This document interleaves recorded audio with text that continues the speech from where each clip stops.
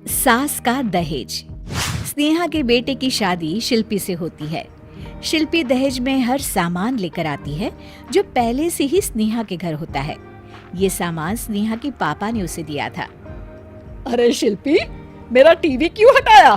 क्यों हटाया मतलब? अरे बड़ा और अपडेटेड टीवी है ये। स्नेहा को गुस्सा आता है और वो शिल्पी के बड़े टीवी के बगल में अपने पुराने जमाने का टीवी भी रख देती है। बड़ी आई अपडेटेड वाला। अरे बहुत सारी तेरी जैसी बहुओं को जानती हूँ मैं, जो घर से लाए सामान का रौब दिखाती है। ये ना समझ के हम भिखारी हैं।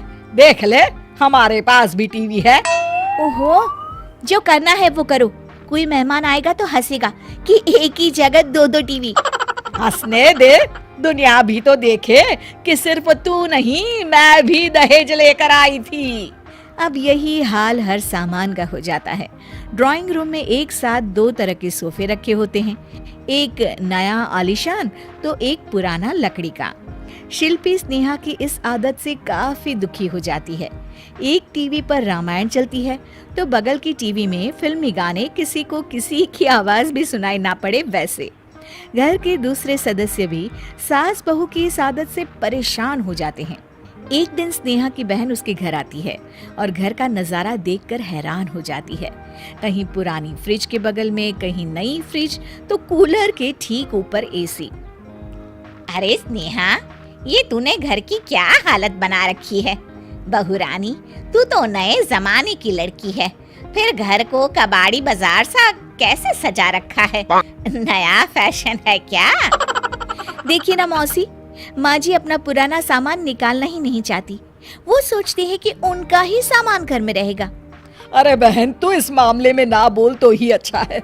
मैंने बहुत सी बहुओं को देखा है, अपने लाए सामान पर सास को धौंस दिखाते, और मैं भला किसी की धौंस को क्यों सहन करूं?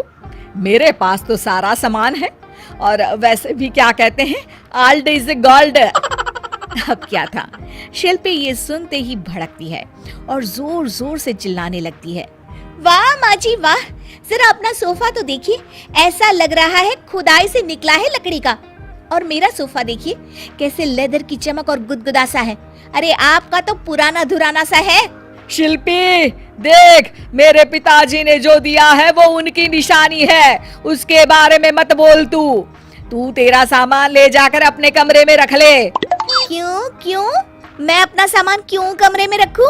और जो मेरे ससुराल आए वो यही कहे, ओ कितना ओल्ड फैशन घर है। दोनों की बहसा बहसी में मौसी सर पकड़ लेती है। तुम दोनों जब देखो तब लड़ती रहती हो। मैं तो चली किचन में बादाम का शरबत बनाने। सुन, बादाम का सिलबट्टा जो मेरी माँ ने दिया था उसमें पीस लेना। तो शिल्पी बोल पड़ती है।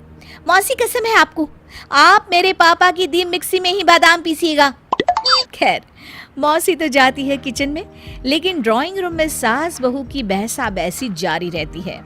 तभी शिल्पी को गुस्सा आ जाता है और वो अपने पापा के दिए सोफे पर जाकर जोर से बैठती है, लेकिन तभी सोफा जोर से आवाज कर टूट जाता है।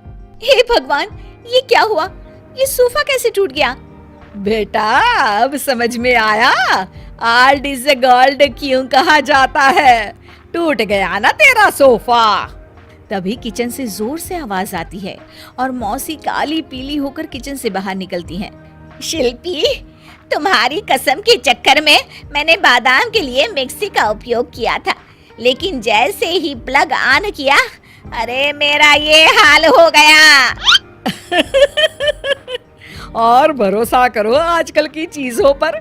मैंने तो कहा था तुझसे, माँ की सिलबट्टे पर बादाम को पीसती तो तेरा ये हाल ना होता और स्वाद का स्वाद बरकरार रहता। अरे जब सब चीजें घर में थी तो क्या जरूरत थी तेरे पापा को सामान देने की? वैसे भी बहू, आजकल दहेज वही मांगता है जिनकी खुद की काबिलियत नहीं होती। आप ठीक कह रही हैं माँ जी। मेरे लिए ये सौभाग्य की बात थी कि आप लोगों ने पापा से कोई डिमांड नहीं की थी, लेकिन मैं आपको समझ ही नहीं पाई। मुझे माफ करिए। अब इस घर में नई चीज तभी आएगी जब पुरानी खराब हो जाएगी।